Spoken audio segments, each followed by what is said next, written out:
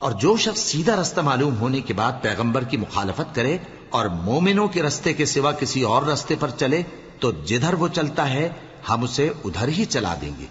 اور قیامت کے دن اسے جہنم میں داخل کریں گے، اور وہ بری جگہ ہے۔ اللہ اس گناہ کو نہیں بخشے گا کہ کسی کو اس کا شریک بنایا جائے، اور اس کے سوا اور گناہ جس کو چاہے گا بخش دے گا، اور جس نے اللہ کے ساتھ شریک بنایا تو بے شک وہ رستے سے دور جا پڑا۔ یہ لوگ اللہ کے سوا جو پرستش کرتے ہیں تو کچھ دیویوں کی، اور پکارتے بھی ہیں تو شیطان سرکش ہی کو، جس پر اللہ نے لعنت کی ہے، اور وہ اللہ سے کہنے لگا میں تیرے بندوں سے غیر اللہ کی نیاز دلوا کر مال کا ایک مقرر حصہ لے لیا کروں گا،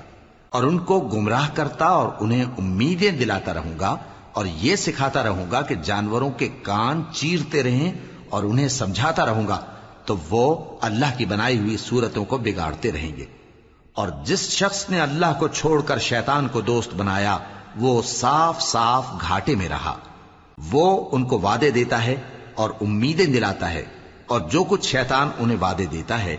وہ دھوکہ ہی دھوکہ ہے۔ ایسے لوگوں کا ٹھکانہ جہنم ہے، اور وہ وہاں سے کوئی راہ فرار نہیں پا سکیں گے۔